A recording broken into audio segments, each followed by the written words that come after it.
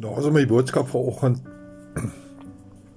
het ek kry ek die geesleiding om net saam met u te bid vanoggend.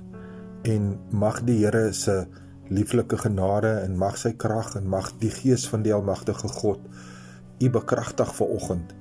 Jy weet, net soos 'n pasgebore lammertjie wat sy mamma volg, alhoewel die roofdiere hang in die lug om hom te vang, bly hy so naby aan sy ma se agterbeen en sy ma se beskerming. Net so moet ek en jy by God wees.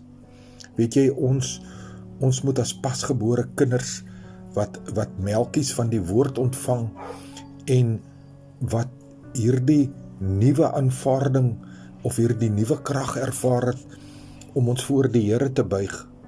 Ons moet naby aan God bly. Ons moet nie wegbeweeg van hom af nie. Ons moet nie wegbeweeg van die woord af nie. Maar kom ons bid saam. Almagtige Here en Hemelse Vader, die voorreg is so groot om in hierdie nuwe oggend, Here, soos die son oor die berge kom die lig van Christus Jesus in elkeen se lewe op. Here, mag elkeen wat vanoggend U die Here nodig het, mag hulle op hulle knieë voor die Here buig. Here, mag hulle al hulle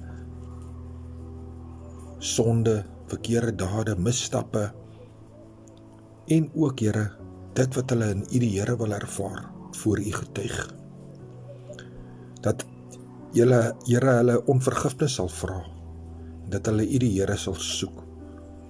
Here, dat ons nie mekaar sal oordeel nie, dat ons nie sal ons oë op ander mense lê nie, maar dat ons oë op God sal hou.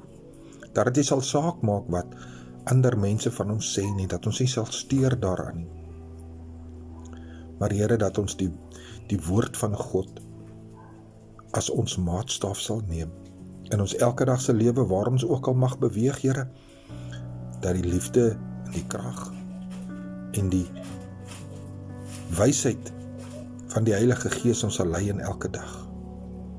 Here, soos Psalm 91:11 sê, ek sal my engele aangaande julle opdrag gee. Here, mag die engele dan ook elke kind van die Here bewaar en beskerm, want by die Almagtige, daar sal ons skuiling soek, Here, en ons gaan in U skade weer verkeer.